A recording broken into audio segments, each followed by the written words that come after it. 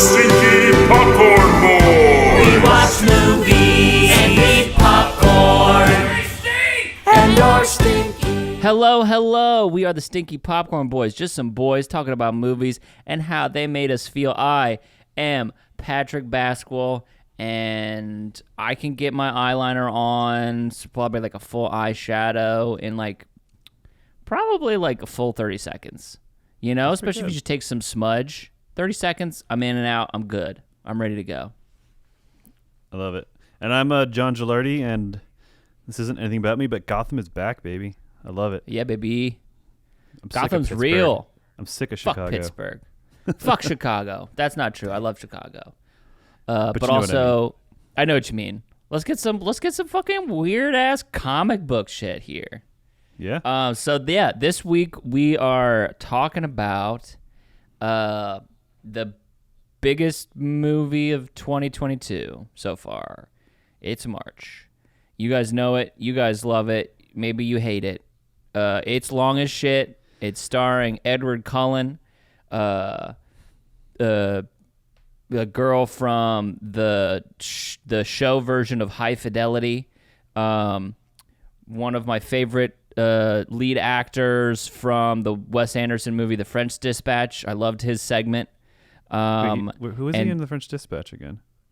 Jeffrey Wright? Oh, you're okay. I see what you're doing. I thought Okay. I thought you were doing Pattinson's all his movies No. Because because Zoe Kravitz is the star of the High Fidelity TV show. Yeah. That lasted I didn't know what season. that was, so I thought you were going deep track with Robert Pattinson movies. I was like, damn. Okay. Well, he's always going to be choice. he's always going to be the rover for me. I said Edward Cullen, aren't you? Yeah. Edward Cullen, that's the Twilight, right? And then Cedric Diggory, that's Harry Potter. Yes. But Edward Cullen for me, I thought that I only knew him as that. I knew he was an actor, but that's what I called Robert Pattinson for probably too long. Okay. But yeah. I don't know. That's good awareness. I think he's doing a good job of shaking that kind of Bro, notion. he is so fucking hot right now. He's so good. Yeah. And he is sort of like the antithesis of the I think he is the new age Brad Pitt in terms of give a shitness, and then I don't know. He's such a good actor, but he also he will do a big budget movie like this, but he'll also do something like The Rover, or he'll do something where he's just I don't really care. What was The Lighthouse? The movie? It's just The Lighthouse. The Lighthouse. Yeah. Yeah. Well, he's but he also doesn't really he's aware that how weird it is of what he does. You know what I mean? He's also weird. He's weird as hell, which makes he is. One of my favorite videos. Impressive. His acting more impressive. To me, I'm impressed when he's being a normal person. It's because I know that is the biggest facade of them all. Because this guy's a weirdo, and not in a bad way, but just thinks differently. Has a just different viewpoint. I love it. I'm gonna share with you one of my favorite videos of all time.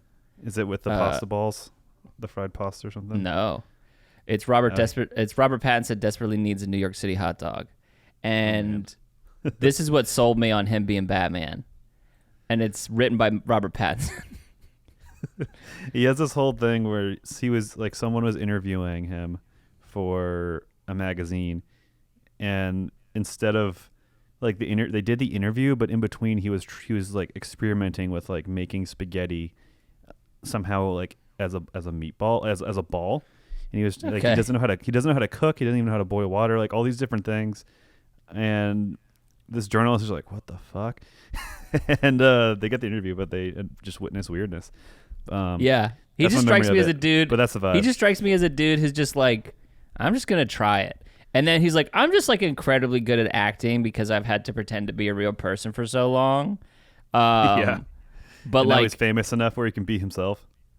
But he's also just incredibly weird. I think there's a story as often with things like this.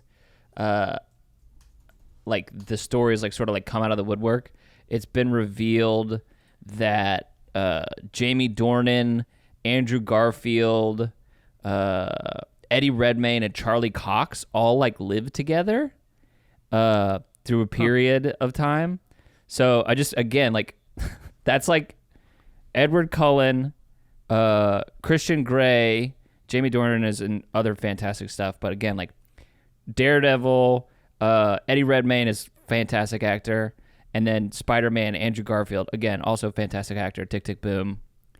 Fucking great stuff. It's like the have you heard of that crazy, not the same, but also there's like that frat house of I think they call it like the Omega House, the Alpha House. I don't know. It's like it's like 3 or 4 senators, and they've lived in a frat house, and it's like, you just picture like a shitty frat house where it's just there's probably rats and like food crushed in the carpet, like shit like that. Hell yeah. But these were like 4 U.S. senators, like, and they had grown up too, like they were old men, and they're just this is where we live. You haven't heard that? No, I haven't heard that.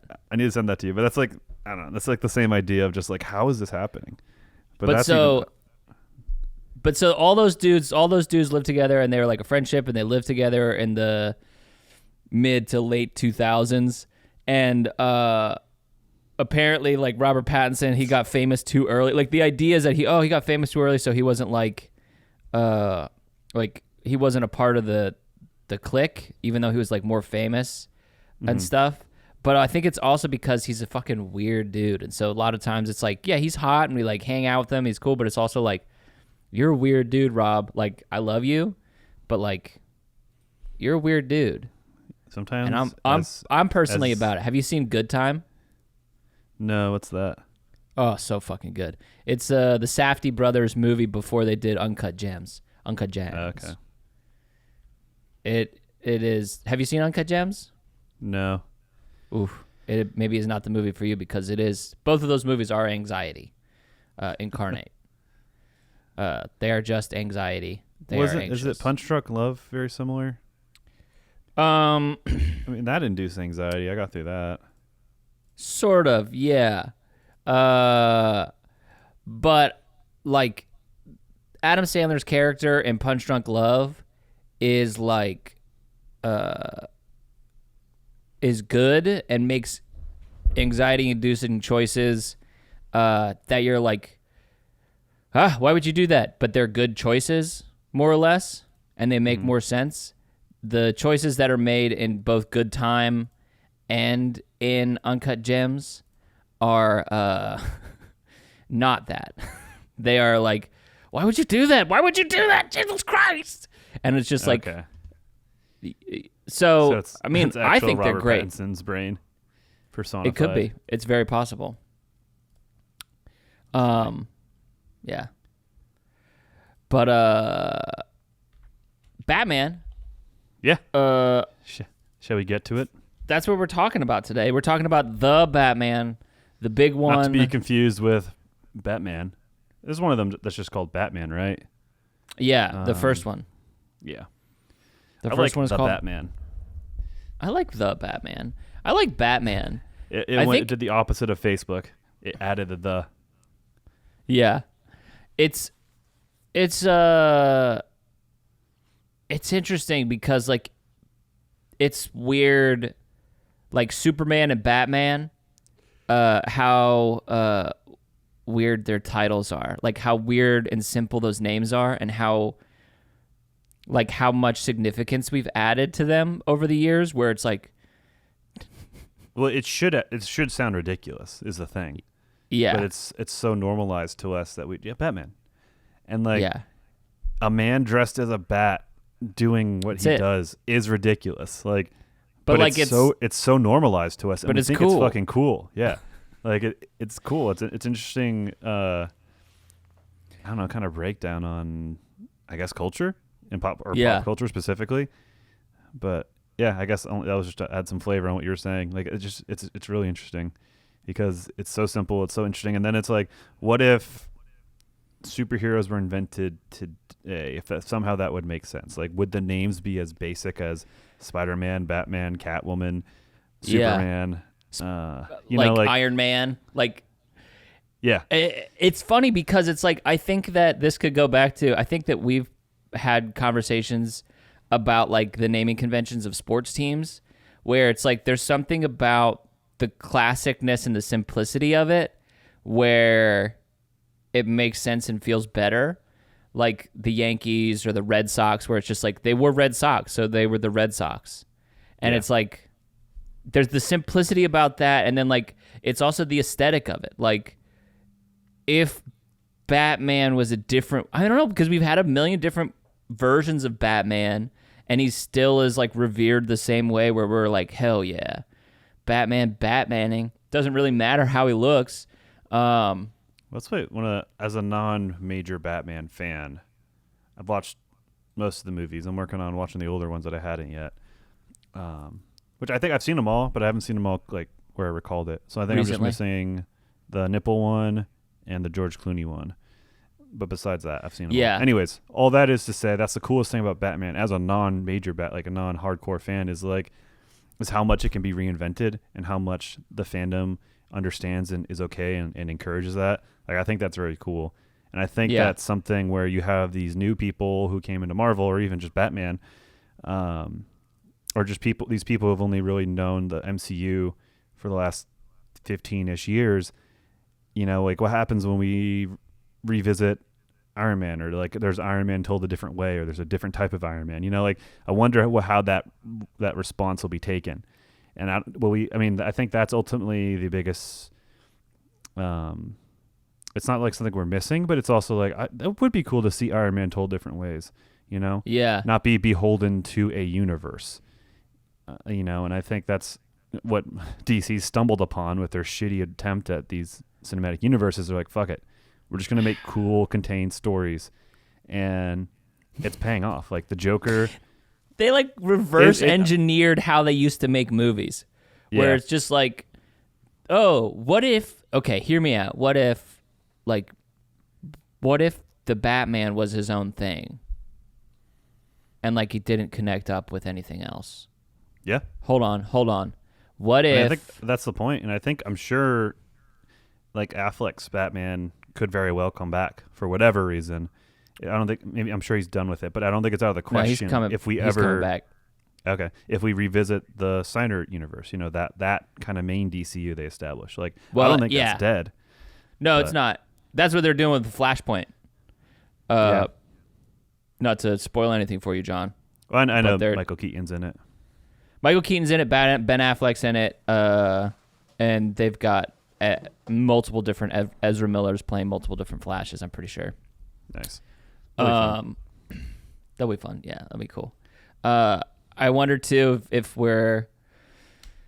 it's like the speed at which Marvel puts their movies out is really sort of like, because I feel like through their own faults and shitty storytelling, the DC people were like, oh, let's do multiverse stuff so that we can get to having better things. And like they just took so long to develop it because they're so bad at storytelling and putting things together. And Marvel's like, guess what? We're just going to do it, and we don't care. And so they're going to get to everything first, even if this is something that DC has been sort of planning for forever. And I know that it's in the comics and stuff, but it just feels like Marvel, and I know that this sort of stuff has been in the works, like with the Multiverse of Madness, and they laid the seeds in Far From Home when they had the fake out multiverse thing. And it's like it just feels like they like shit it out so fast and so Marvel completely. Does? I don't have an end of that thought.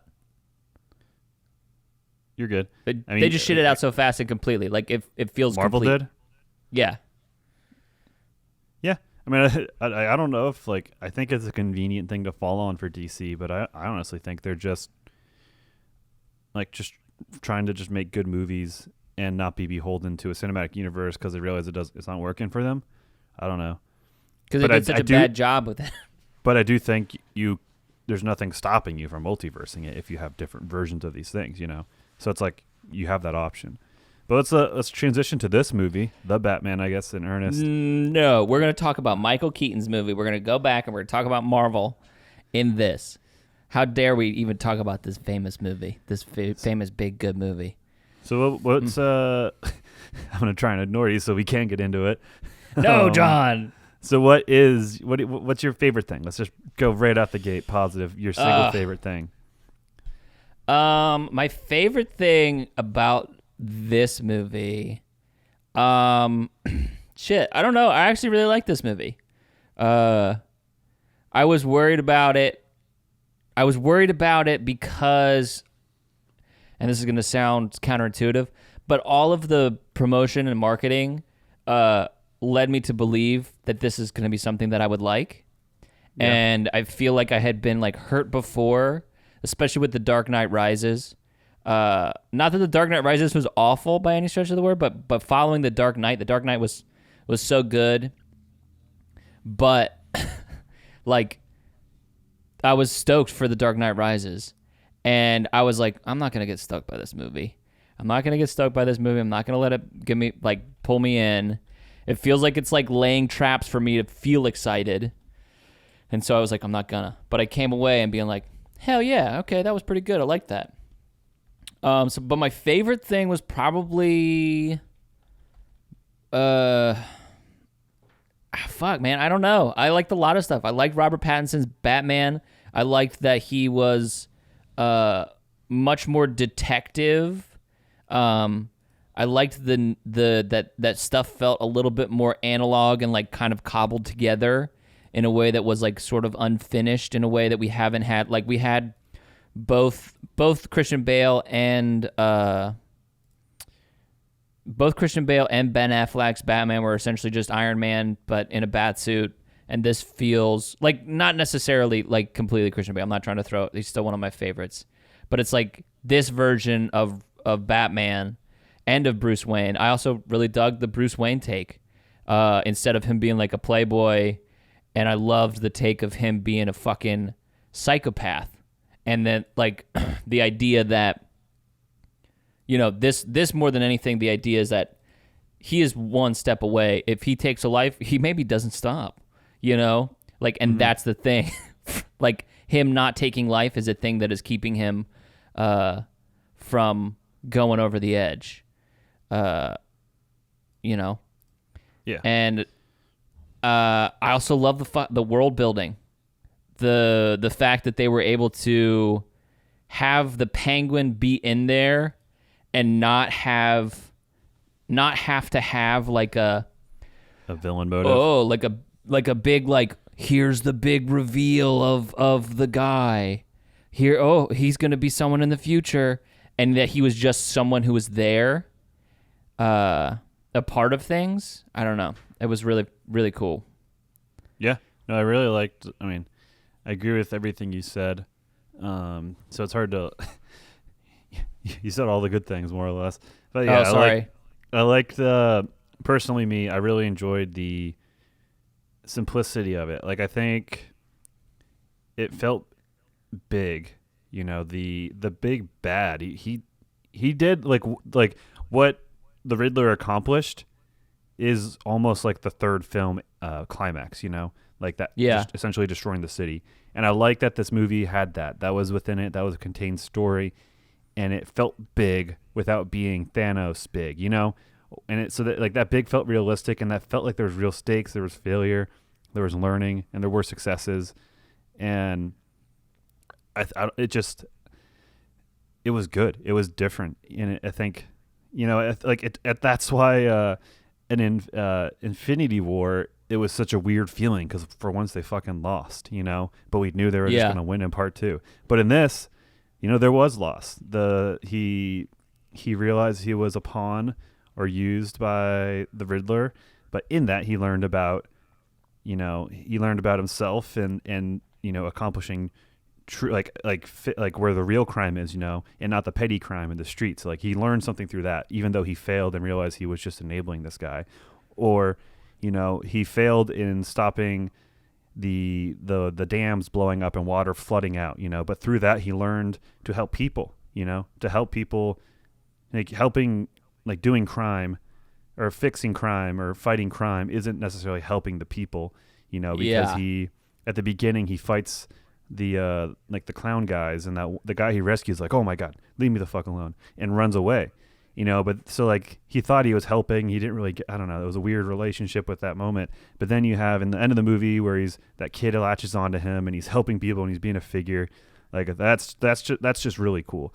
And I think that's a really cool way of taking a loss with a learning something from that. And that's something I really liked from the film. I guess. I agree. I really liked Gotham, and I really liked the Batman. So I can talk on those. But if I had to, I guess, change my big like to not repeat what you said, I like that. I thought that was awesome. Yeah, I think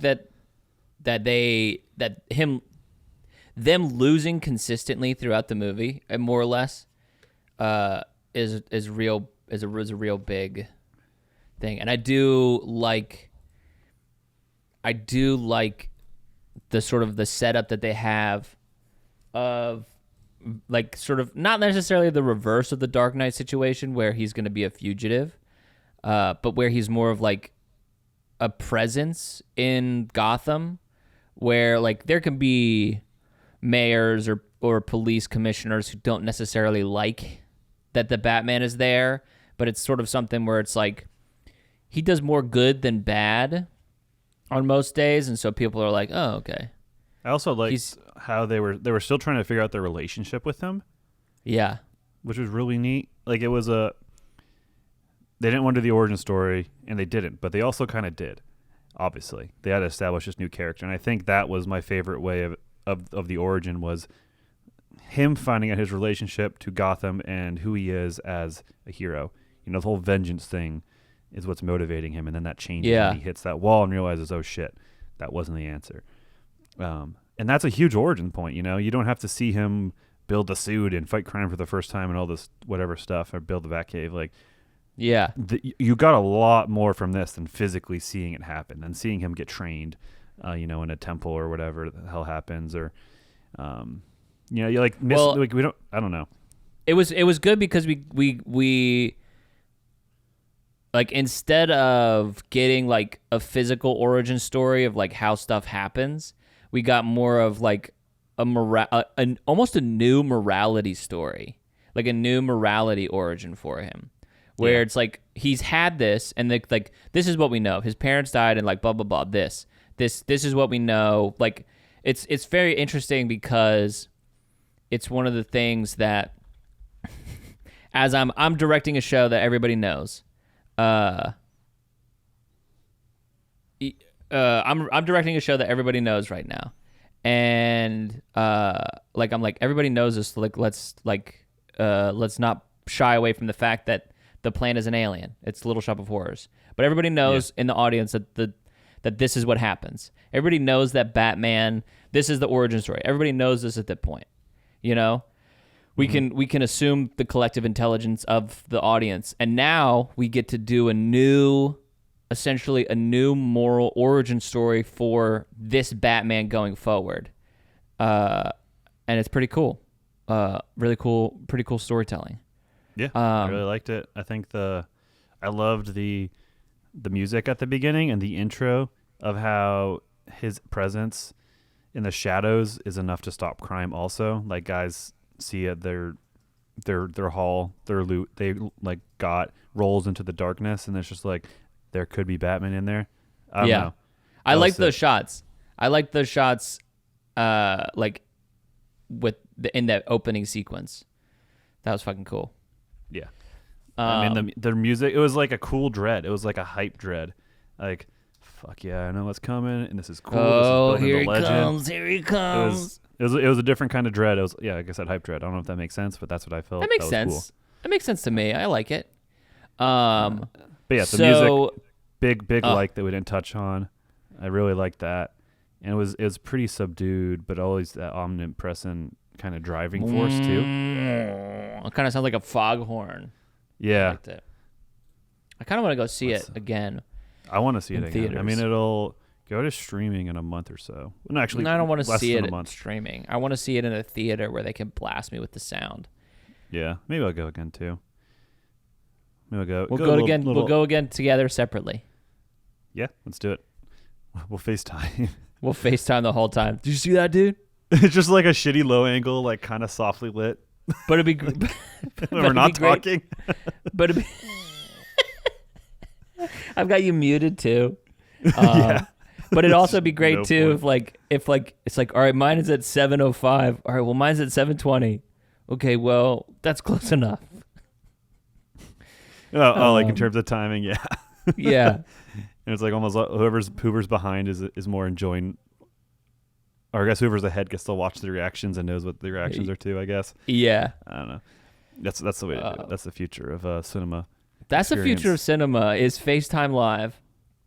Yes, I also I think, really liked, before we get to any sort of dislikes that we have, I also really liked Colin Farrell as the Penguin. I thought they did a really good job with fucking covering him in makeup.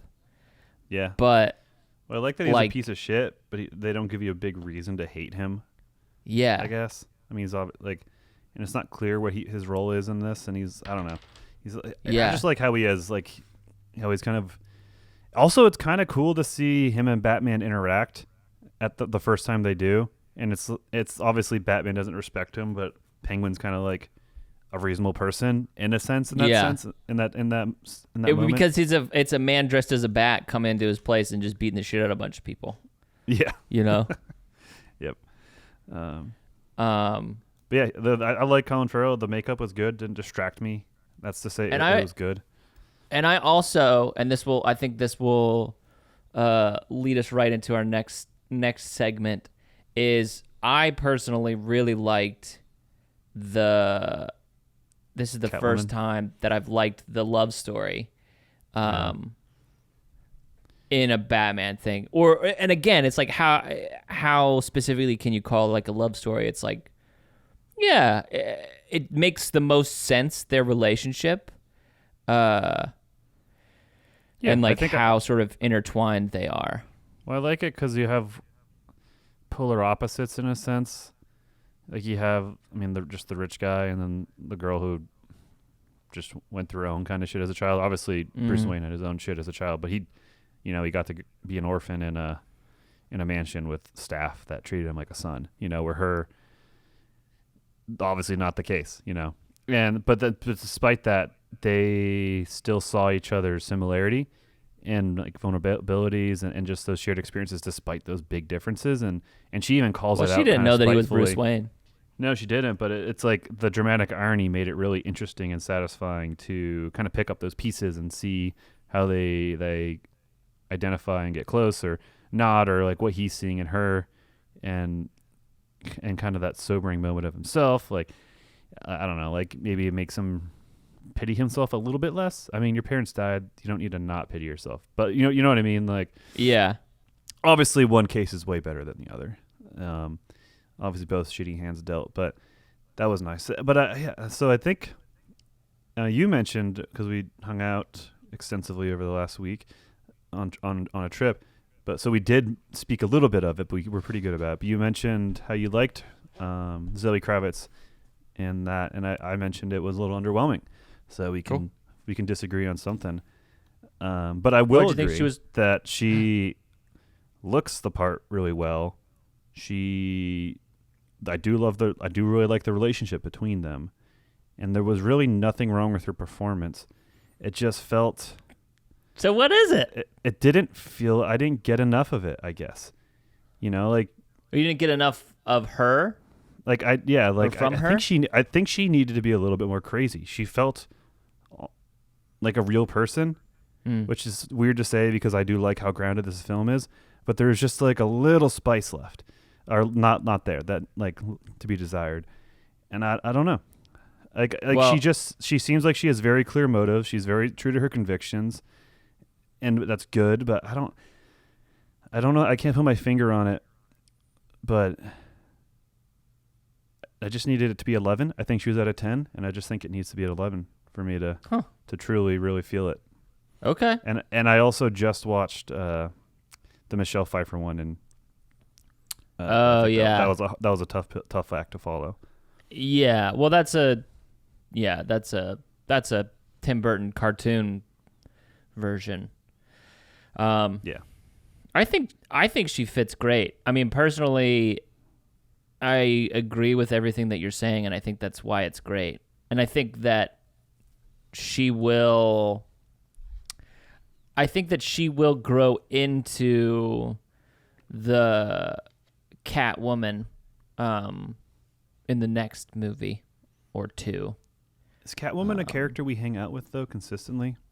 Like Yeah. in my limited Batman knowledge outside of comics, it feels like she kind of comes in and then kind of dips out. Yeah, she comes in and then dips out. But like when she comes in and hangs out for a while. It's kind of like essentially really if they like date essentially, and this is not necessarily true, but it's like when Catwoman shows up, it's like, all right, Catwoman's gonna be around for a little bit, because she's gonna be like, maybe I can hang out with Batman forever. I don't know, and then like something happens and Catwoman's like, actually, you know what? This isn't it, and then she comes back. She goes away for like a year, and then she comes back. Their motorcycle flirting at the end of the movie, kind of going back and forth. Oh man. I'll tell you what I didn't like. Let me hear. Is specifically the fucking stupid scene with Alfred in his hospital room. I hated that scene. Where he's hated that you scene were my where father or something, or like he thanks him or apologizes or something like no, that, right? Because here's the breakdown. Alfred gets blown up or something, and then Batman or Bruce Wayne goes to confront Carmine Falcone. Yeah. And Carmine Falcone is like, let me drop this knowledge on you, you fucking crazy guy. And then immediately after that scene, Bruce Wayne goes to confront Alfred about it, who was freshly in the hospital, freshly awoken from the hospital, and like say what, like I hate that scene. That scene is the only thing that I would change about this movie, and like completely. The reveal of Carmine Falcone is great. I think that's a good reveal, but I think we need to sit and live with it a little bit longer, because if we go right from Falcone to that, we're having the same scene. Why would fucking Bruce Wayne, but like he hasn't had any time to let his emotions settle, at least in the eyes of me, the viewer, he hasn't had any time to have his emotions settle, and he hasn't acted on those emotions. Also, this is his father figure. However much he's been dismissive and weird toward him, like this is his father figure, and it's like I think maybe one of the things is like the relief and like happiness that Alfred has on his face whenever he first sees Bruce when he wakes up. And I think I know what they're going for is like that's supposed to be gut-wrenching, but it just doesn't. There's just not enough time in it. Like there's just not enough time between those two scenes. Yeah, in a long movie, that's an interesting omission. I do agree with that. I don't think it bothers me too much, but it is. It bothers me a lot because everything else around it is so good. I do think it's a very quick 180 on what like was a mind-shattering revelation, I guess. Yeah. And then it's like he never gets a chance to fucking live with it. Yeah, or maybe he's fighting a guy and he's like, maybe he's gonna kill him. And he's like, fuck it, my dad was a bad guy. Why am I any different? And he's like, not pulling his punches, and then he has a revelation like, I'm not. It doesn't matter what my dad did. Yeah, I don't know. It doesn't have to be written that like that, but like, there's an opportunity there to let it breathe and let him feel something else. Yeah, I like that. Yeah. I think the fact that it was like a Batman noir detective movie was awesome. I really loved that, and I think That's why the length actually doesn't bother me, which could be an easy one to, an easy negative. But to me, I don't dislike the length because it lets there be detective scenes that breathe. And to me, that's what I think Batman is. And not as a hardcore Batman fan, but that's like playing the video games. Like to me, that's when I built my relationship, in air quotes, with Batman, was being a detective and using the game mechanics and just being a detective. I don't know. Also, DC means Detective Comics, so it's like, I don't know. It just feels good. It feels right. I loved it, and I loved the pacing that came along with that, and I'm okay with that. And it felt right. I think it made me like the Christian Bale ones less. Oh, really? Because this just felt more authentic, and there's nothing wrong with Christopher Nolan, Christian Bale, or Chris Nolan. What's his name? Christopher Nolan. Yeah, okay. Saying Christopher Nolan and Christian Bale back to back made me think like, wait, is that both their names? Or what? I don't know. Whatever. Anyways, that there's nothing wrong with that. Like again, that's the beauty of Batman, is it can be like that. But like, to me, this is what I've come to find that I like Batman as, because I don't even know how to pen the. He's just a knight, I guess. He's a symbol. He's an idealistic version of something. That's why he's the Dark Knight, baby. Exactly. Yeah, and it's good. But to me, this feels more raw, and I don't know. I just think it's great. I think, and I don't know where. I think the Dark Knight success set up the Dark Knight Rising. What is it? Rises for failure, because it had this like third act needs the one-upmanship, and just I don't know, and then it invalidated the need for a movie like Batman Begins that is the grounded Gotham kind of just aesthetic. I guess I don't know where that kind of went away from like the Gotham thing, but in the Christopher Nolan series. But I think it was a success of the Dark Knight, and they're like, okay, this works. Let's go to Pittsburgh or something. So I think it's like all the elements, because again, John is so against Pittsburgh. He's like, for me, Spider-Man. Hey, that was I'm outie. Hockey. I don't know. I was going to share a story about hockey games, but I was at a hockey game and my team beat the Pittsburgh team, and that was very satisfying because a lot of Pittsburgh fans. Not related to me not liking Batman being made in Pittsburgh, though. I'm trying to. I don't know what I'm going for. Anyways, they're not related. I swear they're completely different emotions. They're not tied together at all. But yeah, I don't know. This feels right. I like this. I'm really looking forward to what they do with it, and I'm pumped. But not with Catwoman. Fuck her out. Get her out of here. No. Get her out of here. I like her. Like again, she's strong opinions only, John. For me, it sticks out maybe because everything else hits me so good, Huh. And I think that's ultimately a good thing, because she's still great, I'm just, and by far this isn't a 5-star perfect movie for me, but it delivered on everything I wanted, and my expectations were moderate. I think I had a lot of faith in Robert Pattinson, but I don't know Matt Reeves. I'm sure I've seen his movies, but I just didn't know. I didn't know what to expect on that front. So, and the fact that he made a 3-hour movie came across as pretentious to me. So I wasn't sure what the contents of the film would be, but I loved it. I think everything was what it needed to be. I wasn't sure why he got. I wasn't sure why he got the Batman. Which, I've seen his films. Okay, so Planet of the Apes, Cloverfield. I told you that. We already went over this. I thought you were doing a bit. No, I probably wasn't paying attention. Damn, John. I had a full-on conversation at you, looked at you in the eyes, and you said, "Oh, cool, Planet of the Apes." Oh, that makes sense. I could see that. Was that on the podcast?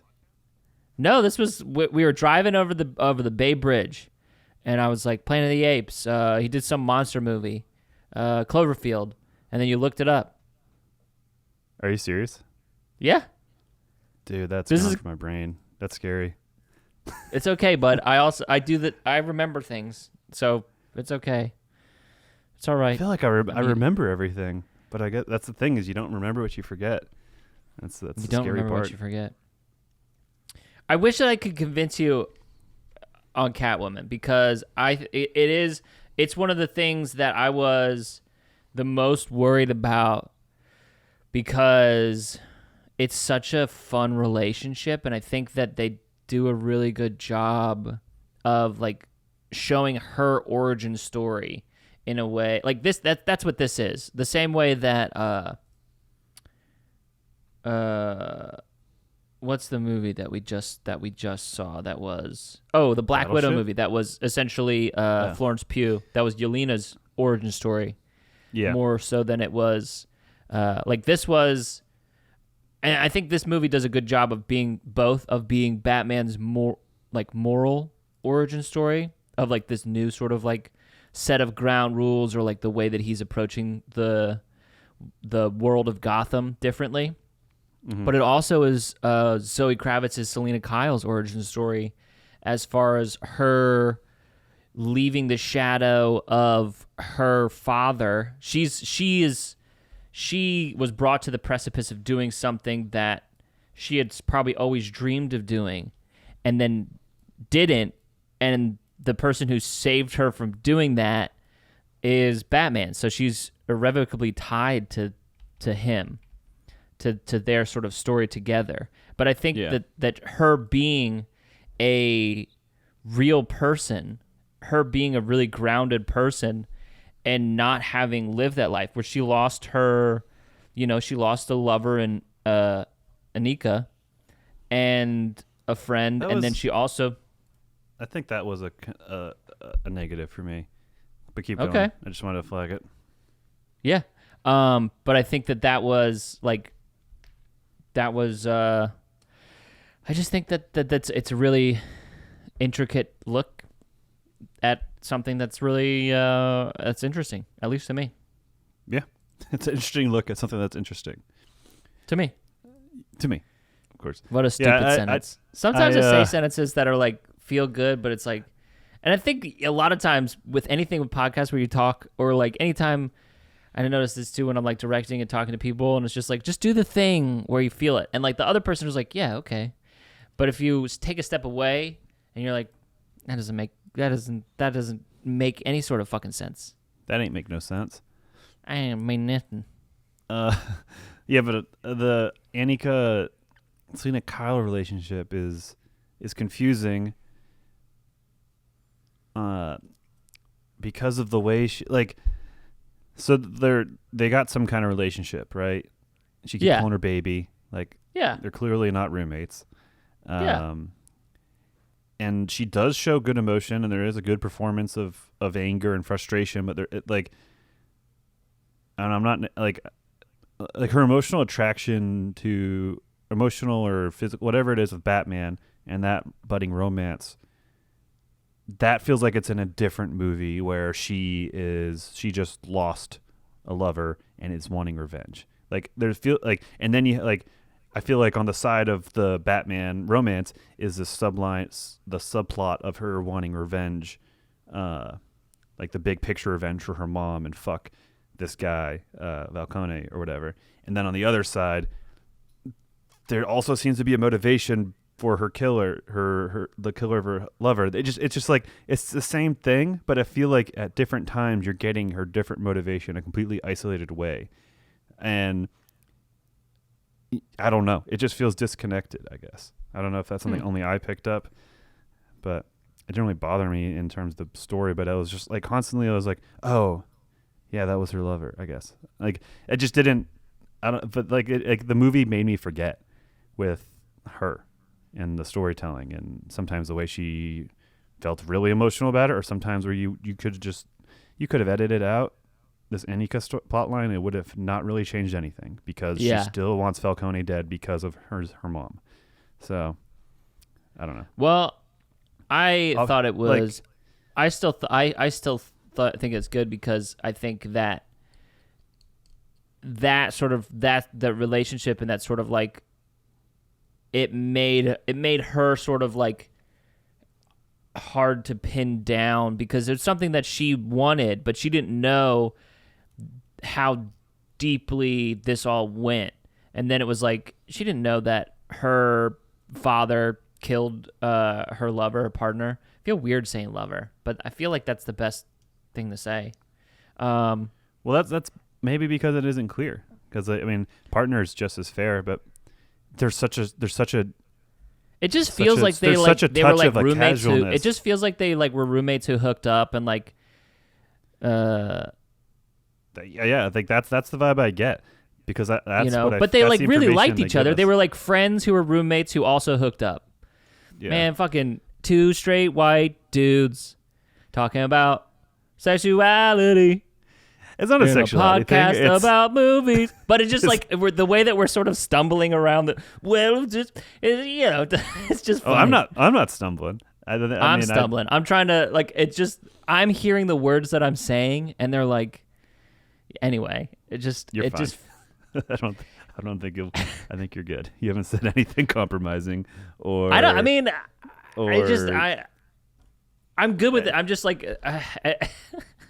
I'm stepping it deeper to whatever, but I there's think nothing you need to step in. You're good.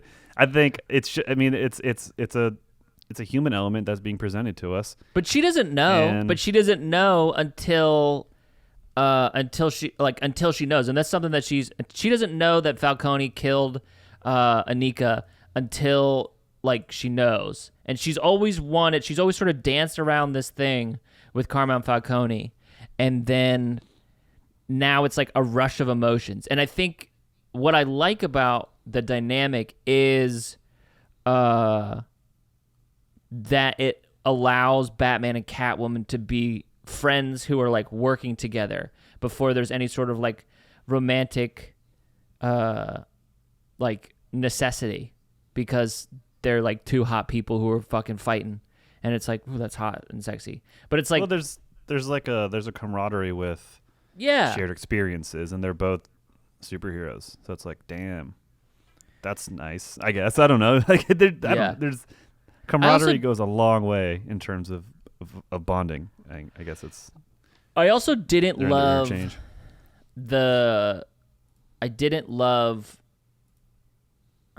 I didn't like the final fight sequence.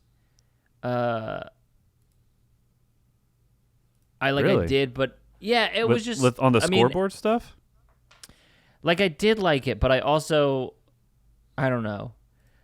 That's where, to me, it's like it's a 3-hour movie, and then we're gonna get to a big fight sequence, and that's like kind of the biggest issue with Batman, in general, is that the ending is almost always. It's not underwhelming, but it's like, because there's always another trick on the trick. It's like take the Dark Knight for the example. We've got our ferry boats, and then it's like, guess what? I've also got Harvey Dent, and it's like in that movie it works because it's again like a game. But in this, where it's just Batman beating up a shit ton of people on the scoreboard, I don't know. There's something about it where it feels like, I don't know. It feels like a missed opportunity. Does there need to be a big action scene for a climax? Like, to me, the climax was him with the flare in the water helping people out and stuff. Or, like, are you saying there needs to be a big spectacle at the end of a movie? That's an action movie? I don't know. Maybe that's what I'm saying. It's interesting. I don't know. I didn't necessarily. I don't know. I really it also like could have been the fact. It could have been the fact that it was 4 hours. It was like 3 hours long, and I was like, yeah. I mean, fatigue tired. could be an element, but I thought it was awesome. When he dropped in, it was the ultimate like fist pump. Like, fuck yeah, go Batman. Like, yeah, do it for me. Like, I'm Gotham's. I don't know. Like, I felt like he was there to rescue me or something. I don't know. Yeah. Like, I just was in it, and I was so happy to see it, and it was such a cool entrance, and it felt like an unleashing, and like. I loved it, and you got the Riddler, and he's not the kind of villain that you're gonna square off with, So I think they did a decent job with that, with his online followers, which is a really kind of fun contemporary way to have goons, essentially, like red shirts, and I like that. And Paul Dano did a great job too. We haven't touched on Paul Dano. Let's talk. I was about to say is let's talk about the Riddler. I really liked it. And let's move on. No. All right, that's it. No, I really liked it. I thought that it was really cool. I mean, unfortunately, it's like a really like serial killery. Not unfortunately, but it's like ugh. But I think that was needed to really make it But feel it was- like the Detective-noir was real Yeah. murders. You know, Yeah. But they real did shy murders away opposed to from fake ones. Yeah, they did shy away from doing like sort of not over the top, but like they didn't show like in Seven. They didn't go to R-rated territory. Because it's like, oh, okay, we get it. We know. You know? Yeah. Except for like in little glimpses, like with the rats eating off the guy's face or whatever. It's like, all right, we got it. Well, this is rated. I think this pushed the PG-13 very well. Like I didn't, you know what I mean? I don't know. I think to touch on what you're saying, I guess as a negative, or not a negative, but like they went around things. I didn't feel like there was any shortcuts made. I guess like I was watching it. Obviously, I can look back and see it, you know. But I don't know. I think it felt like the PG-13 maturity. The maturity in this for a PG-13 movie feels really good. Like nothing. I don't know. It felt like it wasn't made down for mass market, which it was. But like it didn't feel like that. You know, it felt like it was made for me, a 30-year-old adult child that likes nerd stuff, I guess, which is it felt right. Yeah. But I also like sort of on that. I like the updating of the Riddler into an incel boy. Yeah. And I also like the new, and you touched on this a little bit, but I really like the fact that kind of doing what the Dark Knight did, where it's like he inspired people, but not the way that he intended. And the fact that like the Riddler saw the Batman and was like, yeah, great fucking idea. Great fucking idea. Hell yeah. This dude gets me. This dude freaking gets me. Well, and then Batman being like, fuck, shit, no, not this guy. You're not supposed to like my art. well, then how butthurt he was. He was like, no, this isn't how it's supposed to be. And the performance was so good of like no, we're supposed to guy. be friends together. Yeah, that was fun. I liked like, it's such a. He felt like he brought such character and style to this performance, and like the exaggeration and whatever. Yeah, like, I don't know. It didn't feel like someone was chasing the quirkiness and the iconic role of Heath Ledger again. You know, but like he was able to channel that energy and that uniqueness and that like that loudness and whatever, and it felt good. You know, it wasn't a Jared Leto. You know, I guess. Yes. No, it felt unique and he felt within the world. Yeah. Rather than, which again, going to Jared Leto, I think that one of the things, and we talked about this a little bit, where maybe it was me and my brother, but we talked about like how Jared Leto felt like he was like, all right, I have an idea how this is going to go. And then David Ayer, the director of the Suicide Squad, was like, okay, bud, I'm going to let you do your stuff. I'm going to let you do your stuff, and I'm just going to let you go. And then I saw some interviews with Paul Dano, and Matt Reeves was like, hey, bud, I want you to do it. Here's what I'm thinking. And then Paul Dano did his work around that rather than, and again, I can't say that, I can't really speak to the actual process that Jared Leto and David Ayer did, but that's more the feeling that I get that from all the marketing and all the stuff around it, where it's like, whoa, hands off, guys. Jared Leto, he's going to town, and this feels like it was like exactly very right. much a part of it. I think it was thinking that the character Joker could sell and sway the movie itself. Yeah, which is weird because they didn't really use him. They cut a lot of shit. I don't know. That movie's weird. But yeah, I agree with that. That's an interesting take on it. I think that's probably a big part of it. But I think that's almost the like Paul Dano's a good actor. Yeah, he's a good like that's the thing though, is like the director has their job and the actor has their job and they collaborate, you know? And I think what you outlined is that exactly. So it's I mean, that's what the actor is there to do, is to do like it'd be almost like if the like director is a painter. Yeah. And then like instead of having to actually paint, the director tells the different paintbrushes like what he wants the painting to look like, and like, you know, the paintbrush does the best job that they can to make the painting. Yeah, I think that's a good way to put it. It's a weird way to put it, but yeah, it feels good to me. Feels hot. Feels sexy. So I bumped this up a half star actually. Whoa. Just now. I gave Just this now? 4.5. Yeah, 4.5. 4.5 plastic wraps. That doesn't make sense, but I'm going with it. Yeah, I really like this movie. I'm super excited to see what they have. If they keep this trajectory on of at least being just as good, this is gonna be by far. I by far will like this better than the Knight series, the Dark Knight series. I think at this trajectory. Yeah. That's not to say that because the Dark Knight's amazing. Batman Begin I actually like way more as I get older, but we still have the third one. But it's okay. It's whatever. Bane's fun, but like if this keeps this trajectory, like I said, I'm gonna love this. This is gonna be my Batman. I'm gonna dig it.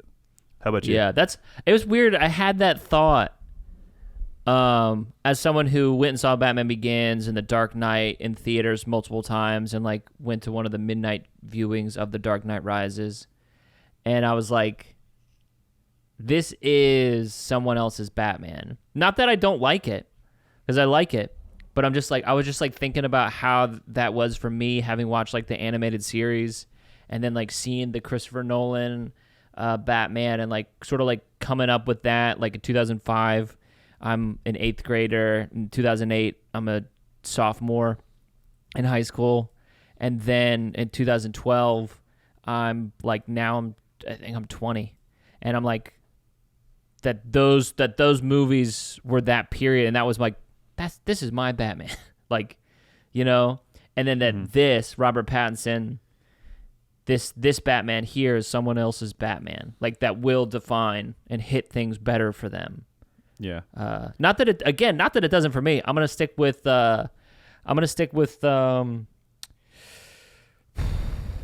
four motorcycles out of 5. That was awful. Right. I'm gonna stick with 4 because it's really good, and I'm also really excited for where it goes. Because they have done a tremendous job of world building in this movie, and the landscape is such that I think that this could pan out to be a really interesting like world for them to play in, with like the Gotham stuff, with the Gotham, like with the Penguin. In a way that's like, because if you tie it to the Nolan, like the Nolans are movies, and everything that happens within the movies happens within the movies. I don't feel like there's anything that is explained in between. You know what I mean? Where it's like in between the movies, nothing major happens, and like nothing changes, and like they're movies. There's if you start to look into things like more and more, things are gonna fall apart. Yeah. Whereas like I feel like with this, if you look in deeper and deeper, which is again is part of the thing, the Riddler, serial killers, you look deeper, you look closer, you find out more information. But with this, it's like you look deeper and deeper, you're only gonna find out more information, and you're only gonna find more stuff that's interesting. Like even the fucking cop, even the cop. Who at the beginning, I think it's Martinez, who's like, "Get out of here, Batman!" And then he sees Bruce Wayne. He's like, "Hey, it's Bruce Wayne." He does the same thing. They did that a couple times where they have like parallel reactions to Bruce Wayne versus Batman. Yeah, and I really liked it. Yeah. And then also having Martinez have that little reaction with Batman at the end. I think that was the cop who found the floor with him. Yeah.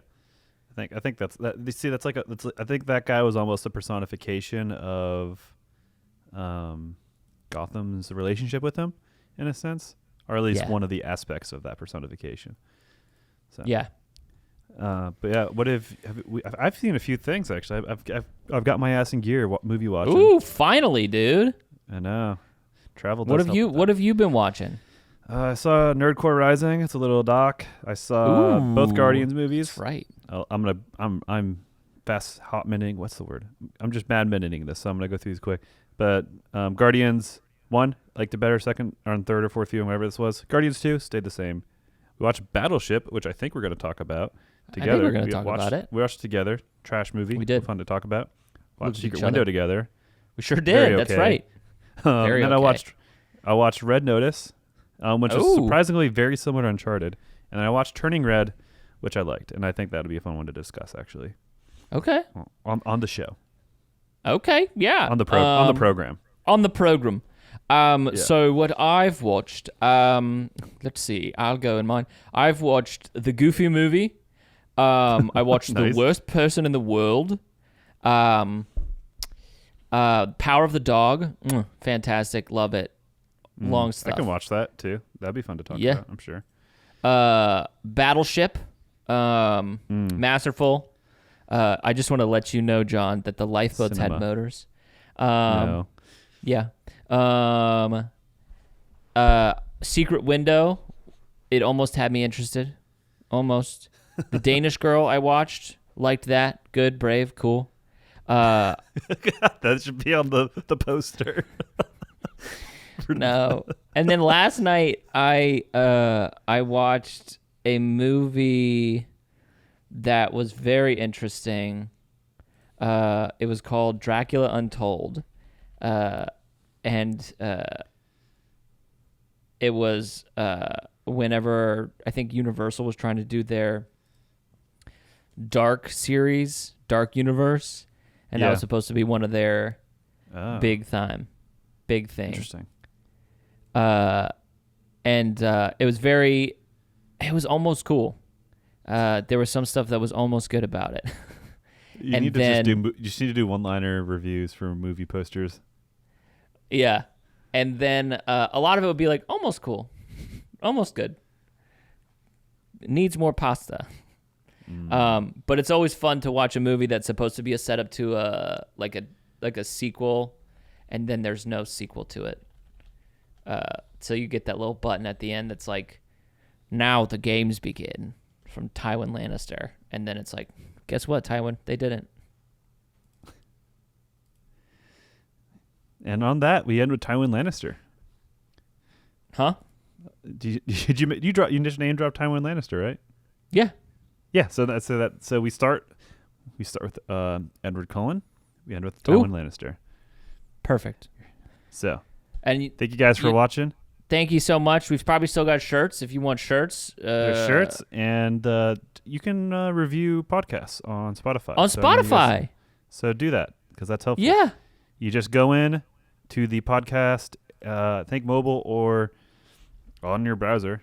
I don't know how many of you guys watch it on that, but You could. It's up to you. It's not hard. You just click the click the little dots. And Click the popcorn. Sometimes it gives you a thing. Click the popcorn there in the corner. Figure it out. If you can. You figure it out. You got it. Go a long Rate, way, review, wherever and we you would can love listen it. to podcasts. Let's talk over each other here at the end. And it's mainly my fault for being so excited. And hey, guys, I love you. And you're the best. And keep watching movies and having fun. And you know what? As they say in Gotham, give it to us, John. You know the saying. little Andy Bernard. As they say in Gotham. Whoa, it's really coming down. It's really raining a lot over here. It's raining over here too. That's what they say across the alleyway to each other. Hey, it's raining over here. Hey, Well, it's raining over here. We're pulling in our clothes out of the laundry line. No, it's raining over here. No, Yeah, wait. I have my clothes on this. I'm naked. Give me my clothes back. No, it's raining. Anyway, goodbye. Bye.